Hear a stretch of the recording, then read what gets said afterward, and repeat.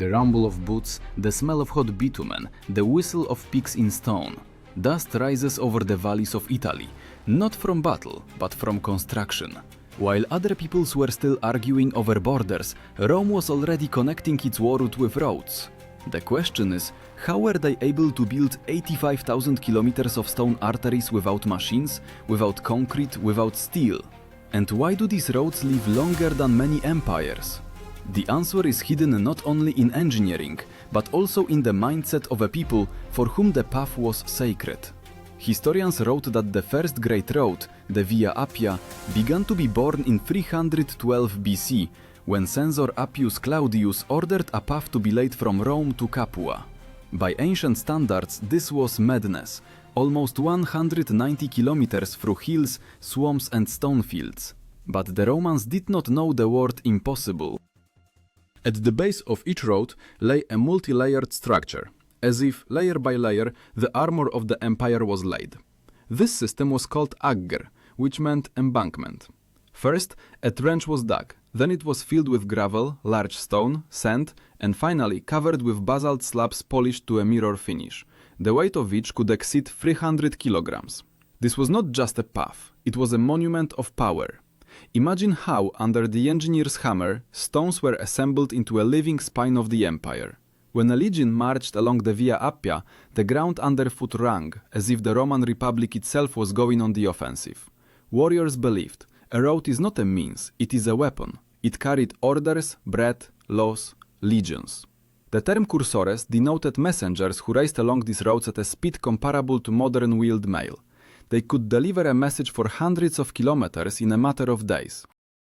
For the ancient world, this was a miracle, instant communication between provinces. Excavations show that even after 2000 years beneath layers of earth and grass, the stone slabs still lie in their places, as if waiting for the legion's return. Archaeologists found traces of wheels cut into the stone so deeply that it seems the road itself remembered history. But how to maintain such perfection over centuries? What compelled people to lay each slab with a jeweler's precision, knowing that they would never see the end of the path? The answer lies in military discipline. Roads were built by legions, not by slaves. Every soldier knew, to build a path means to conquer. According to various sources, about 10,000 people participated in the construction of the Via Appia. They toiled for months, slept under the open sky, ate dry grains and salted meat. But most importantly, every meter of the path was subject to Roman order. If the road's line deviated from straight, it was broken down and started anew. The Romans called this principle recta via, the straight road. This was not just an engineering solution, but a symbol of Roman thinking.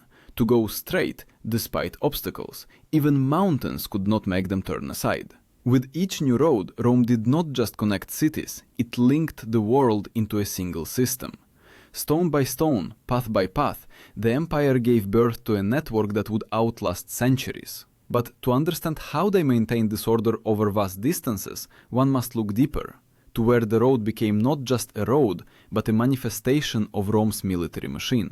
With the first rays of the sun, thousands of soldiers already stood in formation, not with a sword, but with a shovel.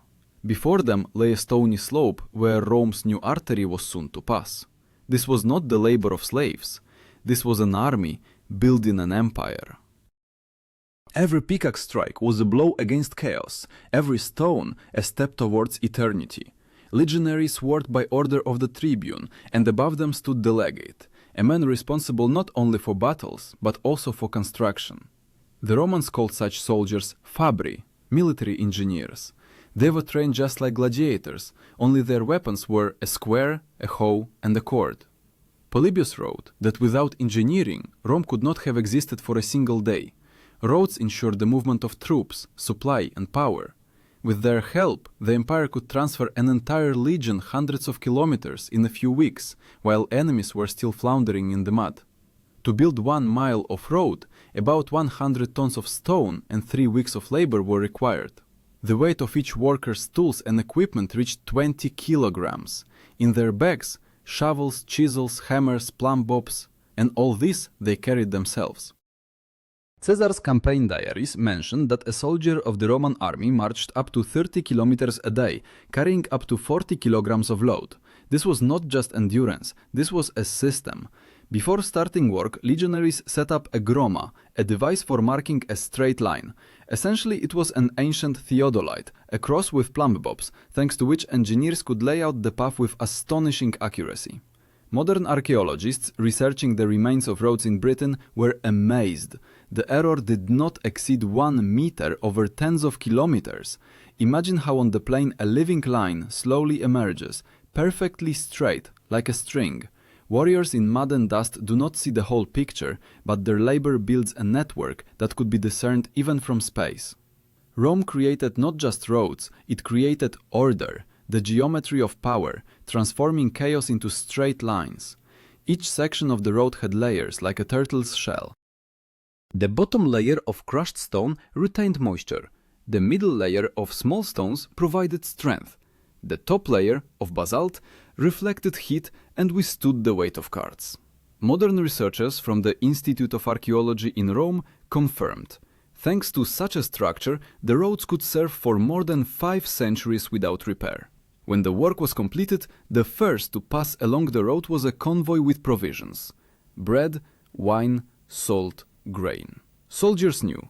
Behind it would come detachments, and then senatorial couriers, tax collectors, merchants, pilgrims. The road became the bloodstream of civilization. And yet, in every stone of this system, the strictness of military regulations was felt. Any breach of order, punishment. If a legionary laid a slab unevenly, he was ordered to remove it and lay it again. If the road deteriorated, the blame fell not on the engineer, but on an entire detachment. Pliny the Elder wrote that it was precisely the fear of disgrace and precise calculation that made Rome's roads perfect. As the sun was setting, soldiers looked up at what they had created. From horizon to horizon stretched a bright strip, like a scar on the earth's body. Rome left its mark not in memory, but in stone. With each new kilometer, the network of VA grew, roads connecting cities, fortresses and harbors. And if someone at that time had risen high above Italy, he would have seen a giant spider web, with Rome at its center, and from it, threads leading to all ends of the earth. But what made these paths invincible even against time? Not only engineering precision, but also how Rome protected them. For every road had to be safe, and therefore, at crossroads and mountain passes, posts, towers and fortresses began to appear, where guards served day and night. The term mansio meant a stopping place, a resting spot for messengers and military personnel. There one could change horses, get food, deliver a dispatch. These stations were located every 25 to 30 kilometers, and archaeologists found the remains even in remote provinces. The network of mansiones transformed the empire into a single organism, where information flowed through stone veins faster than an army could move. But the road was not only a connection, it was a border. Around it, Rome built bridges, aqueducts, settlements. Each road carried a promise: where the path comes, Rome comes too. And once, when the empire stretched its paths from Spain to Mesopotamia, it became clear. Roads were no longer just roads. These were lines along which history itself flowed, and at their heart, the same discipline, the same silence, and the same sound of stone that echoed on the morning when the legions began their first day of construction. When the empire grew to such proportions that a courier could travel for months from Gaul to Egypt, roads became its arteries, and control over them a matter of survival. At dawn, when fog still lay, the iron rims of carts already rumbled over the stone slabs. The smell of wet stone mingled with the sweat of mules and the soot from tar torches. Thus began the day on a road that never slept. Each section of the path had its guardian, the curator viarum, an official responsible for the maintenance of roads. He was more than an administrator, an overseer of order, an engineer and a judge simultaneously. His task was to ensure that the empire did not lose its connections. If a slab cracked, he had to find the culprit. If a bridge collapsed, he reported personally to Rome. And when senators rode along the smooth basalt, they knew.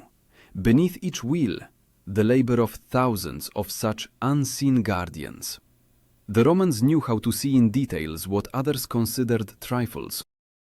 Even the road's incline was calculated with degree-level precision, so that water would not stagnate and destroy the stone. For this they used the system of clava calicaris, an ancient form of drainage, sloped ditches that stretched along the road. Archaeologists in Spain found remains of such drains up to half a meter deep, and they still work. Imagine this sound. After a downpour, streams of water run through the stone channels like through the veins of a living creature.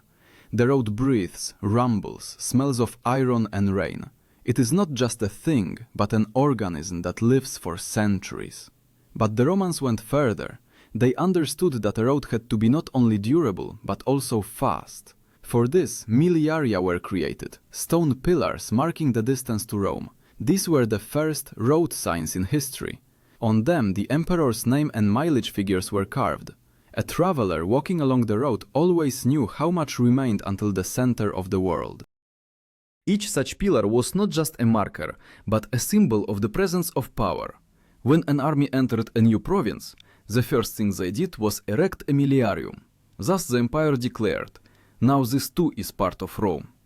And today, finding their fragments in Britain, Turkey or Syria, archaeologists say that even stones preserve Roman logic, order and distance. Livy wrote that on some roads traffic never ceased for an hour.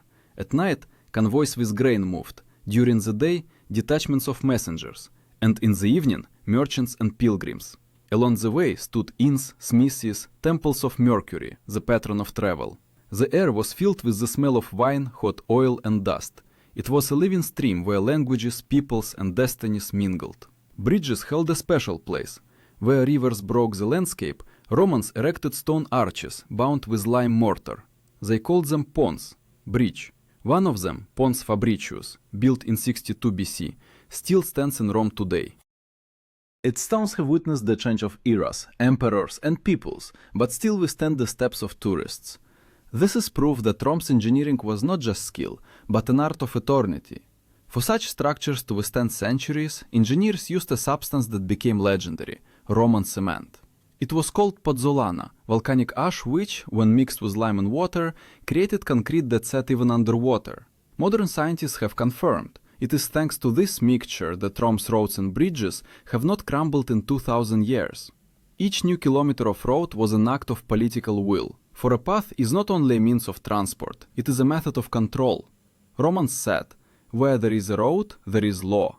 Legions moved along these roads, but also taxes, slaves, orders, rumors, everything that constituted the fabric of the empire flowed through these stone channels. Sometimes, in the silence of the night, footsteps could be heard on the roads. These were the cursores, the very messengers who carried emperors' letters. They ran, changing horses at each station day and night. Tacitus's chronicles mention that a dispatch from Britain could reach Rome in 8 days. For its time, almost a teleport. And yet, the roads were not silent. They absorbed traces of wars, blood and hope. When triumphal processions marched along them, the road hummed with the rumble of chariots. When legions returned along them after defeat, it sounded different, heavy, muffled, as if the earth itself grieved. Rome created a network unparalleled, but behind every kilometer was a price: blood, labor, years. And at some point, roads became not just a symbol of power, but a test for the empire itself. Because the longer the path, the harder it is to hold its end.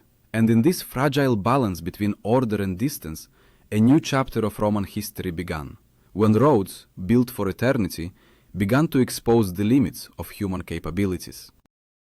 When the Roman road network reached the farthest borders of the empire, from the British hills to the sands of Syria, the very idea of a path transformed into a symbol of power.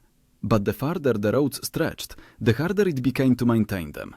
Suddenly, a new enemy emerged before the Romans. Not barbarians, not rebellions, but time. And the fight against it proved no less exhausting than wars. On the outskirts of the empire, roads began to crack under the sun. Rains turned them into stone rivers, down which stones rolled. And yet, the Romans did not give up. In each region, beneficiarii operated, military officials responsible for the repair and protection of the roads. They lived by the roads, in small stone houses, monitored bridges, and called for workers when cracks appeared. In epigraphic inscriptions found in Gaul, the names of such people are encountered. Simple, forgotten, yet it was they who preserved the pulse of the empire. The term vestigium meant trace, and it was these traces that showed archaeologists where the old roads ran. In Britain, beneath layers of turf, stone embankments tens of kilometers long were found, laid out so precisely that their lines could only be seen from the air. These traces seemed to say, here a legionary's foot once trod, here Latin speech resounded, here Rome passed. But behind the outward order lay colossal logistics. Maintaining 85,000 kilometers of stone roads required hundreds of thousands of workers, animals, tools, and provisions. The Romans created what modern historians call the world's first road administration. The collection of taxes for road repair became a constant practice. Funds were allocated from each city, and officials reported to the Senate on the condition of the roads. Those who failed the plan risked losing not only their position, but also their honor. Posts and control towers stood on the roads where patrols checked caravans. In the provinces, especially in the east, roads were guarded by special detachments, stationari. They suppressed robberies, maintained order, and assisted travelers. In Roman papyri from Egypt, reports of such guards have been preserved. Dates, routes, merchants' complaints. This was an invisible army, thanks to which the roads remained safe. Imagine a night caravan moving through the desert. The flickering of torches, the shouts of drivers, the dull clinking of chains on camels. Along the road, watchtowers where fires burn so travelers know they are still within the empire. This was not just a network, it was the breath of order amidst the chaos of barbarian lands. Archaeological data confirms, in some places roads were up to 8 meters wide, enough for 2 convoys to pass without stopping. Side ditches collected water and stone curbs stood along the edges, protecting the slabs from destruction. When modern engineers studied the structure of Via Domitia in Spain, they recognized that there was not a single random element in Roman roads. Everything was subject to the logic of strength and durability. But like any living system, roads needed renewal. Emperors arranged grand inspections. For example, under Augustus, an audit of all roads in Italy was carried out. Chronicles report the emperor personally traveled along them, accompanied by engineers checking the condition of the slabs. After this inspection, many old sections were rebuilt and strengthened. It was then that the idea arose to place altars and statues of gods along the roads, so that the path would become not only safe, but also sacred. The road, like an open-air temple. Along it stood stone steles with images of the goddess Fortuna, guardian of luck. A traveler passing by would leave a coin or a piece of bread.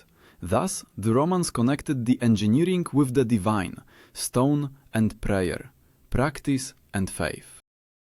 But the further the network expanded, the more sacrifices it demanded. In the mountains of Asia Minor, roads had to be laid through rocks, blasting them with fire and water. In the hot provinces of the east, workers died from heat, and in the north, from cold and wind. Livy wrote, Rome built roads as it waged war, without pity and without rest. Over time, roads became a symbol of the very idea of Rome, a power that knows no distances. Pliny asserted, no people has subdued the earth as the Romans subdued it with stone.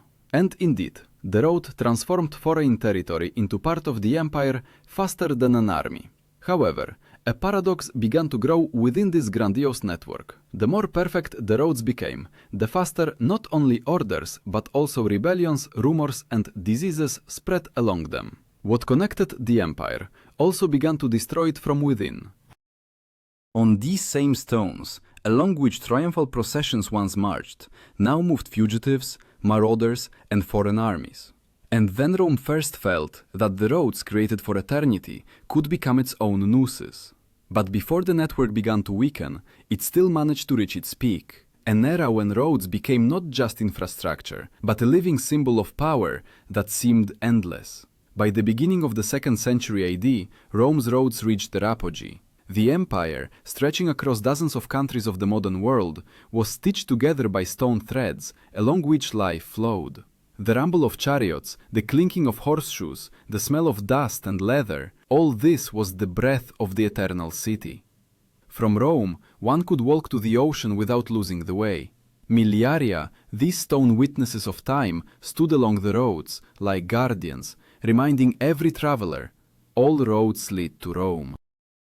At this time, roads became not just an engineering achievement, they transformed into an instrument of political stability.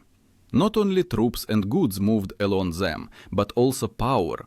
The emperor's envoys, officials, judges, tax collectors all depended on speed. And if potholes or washouts appeared on the road, it was perceived as a threat to the state. Therefore, Emperor Trajan created a special institution, Curatores Viarum Publicarum, supervisors of public roads, directly subordinate to the Senate. This was a bureaucratic network as powerful as the stone one. At crossroads, triumphal arches were erected, monuments dedicated to great victories. Their white marble gleamed under the sun as legions marched along the road. Dust, raised by thousands of feet, settled on the bas-reliefs, where scenes of triumph were carved. History walked along the road, and the road absorbed history. Particularly impressive was the path through the Alps, Via Claudia Augusta. It ascended to an altitude of over 1,000 meters, passing through snowy mountain passes where even eagles did not fly. The Romans carved steps into the stone. Pliny wrote that in the mountains the road clings to the rocks like an eagle's claw. Archaeologists found remnants of retaining walls that still hold the mass of rock. This was not just a path, it was a declaration of power over nature. Imagine, a legion ascends, boots slide on ice, breath turns into steam. Behind them, Rome. Ahead, clouds. Legionaries carry shovels, picks, hoes. Every stone was laid by the hands of those who were ready to die for the road. Not for glory, not for gold, for an order that would outlive them all. To facilitate movement on such roads, special carts with narrow wheels were used. They were called plaustra. The traces of these wheels, two parallel grooves, can be seen on the slabs even today. Scientists from Naples established the width of these traces is identical across Europe, from Italy to Germany. This means that Rome created the first track gauge standard in history, a norm that ensured the compatibility of all vehicles. Thus was born the idea of unification, upon which modern states later built their systems. But roads served not only power, they became roads of faith. Missionaries, philosophers, pilgrims traveled along them. It was along Roman roads that Christianity spread, from Judea to Gaul. Apostle Paul traveled on the same stones that legions had once marched upon. Roman engineering became an unwitting conduit for a new idea that would later change the world. Archaeological findings confirm small chapels, crosses and gravestones were built along the roads. Every traveler dying far from home wanted to remain by the road, to be part of the movement even after death. These stone inscriptions can still be read. Wishes for good fortune, prayers, names of those who never returned. Roads became a chronicle of human destiny. Their stones remembered the steps of emperors and slaves, soldiers and merchants, lovers and fugitives. They heard laughter, shouts, groans, prayers, and when archaeologists today clear another slab from the earth, they feel as if they hear the echo of that rumble, of wheels driving destiny forward. From a military perspective, roads allowed Rome to react instantly.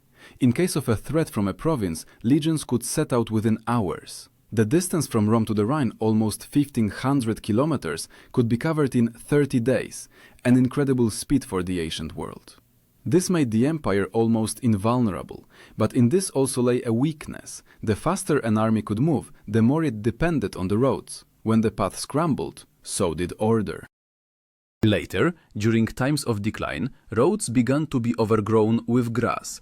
Without oversight, without legions, without taxes, they lost their life. However, during the era of Trajan and the Antonines, the roads still shone. The empire seemed eternal. The stone was smooth, the bridges stood, the posts smoked with torches. In the evening, when the sun dipped below the horizon, the path turned golden, as if the earth itself thanked those who bound it together.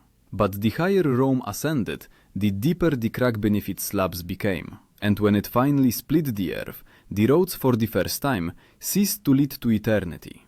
They began to lead to decline. The decline of the Roman Empire did not happen suddenly. It stretched, like a crack in marble, an imperceptibly growing fissure that at first could be plastered with lime, reinforced with a prop, silenced in reports. But the roads felt this fracture before anyone else. Like living organisms, they were the first to lose sensitivity. Posts disappeared, stations fell silent, overgrown vegetation began to reclaim the verges. Where chariots once rumbled, now grasses rustled. The decline began with finances. Tax revenues decreased as provinces grew poorer and legions rebelled more frequently. Road workers demanded wages, lime, tools.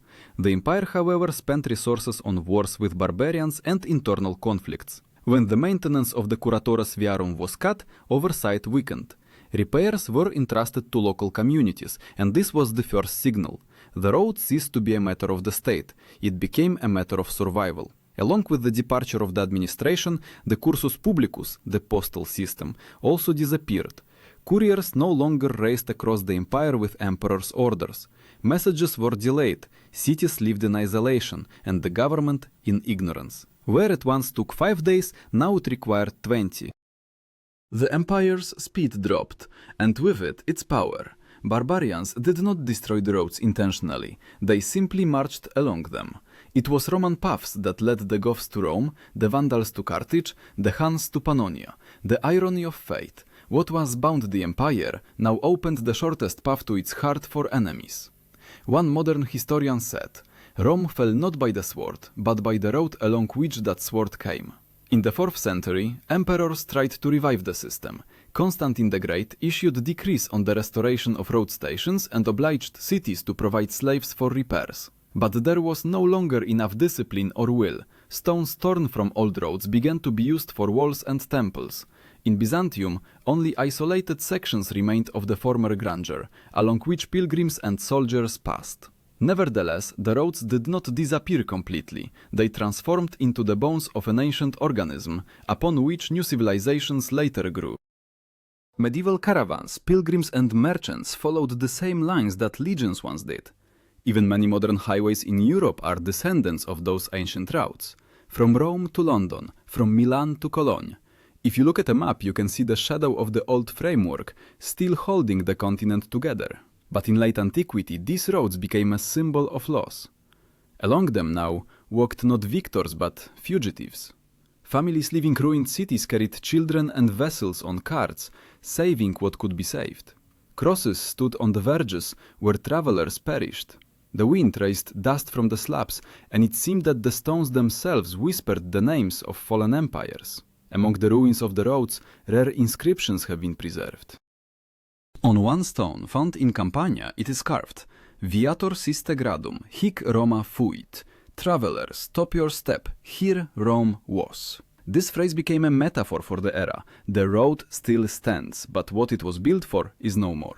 Christian chroniclers interpreted the roads differently. For them, they became a symbol of transition, a path from the pagan war route to the spiritual war route. Monks traveled along the old routes carrying the gospel. They saw in them not the remnants of an empire, but a bridge between the earthly and the eternal. Thus, Rome's roads acquired a new, almost mystical meaning. Gradually, monasteries arose in the places of old stations. Where emperors' messengers once rested, now hermits settled. Roads ceased to be paths of power, they became paths of redemption. And if earlier a person walked along them for an order, now it was for the salvation of the soul. But despite the spiritual transformation, the physical structure was dying. Stone slabs went underground, turning into an archaeological layer. In some places, for example in southern Italy, roads were covered with ash from Vesuvius eruptions, as if time itself decided to preserve them. In others, they were carried away by floods, dismantled by peasants, used for foundations. And yet, if one stands on a preserved section of the Via Appia today, one can feel a strange sensation, as if beneath one's feet is not just stone, but memory. This road does not belong to the past. It belongs to movement. It still leads somewhere, even if the destination has long been forgotten. Rome disappeared, but the roads remained, and in this, their final victory. They outlived emperors, armies, deities, languages. Stone proved more durable than power, and the path more eternal than he who walks upon it. Thus ended the era of roads, but another began, an era of shadows, in which the stones were silent, and people once again learned to find their own way.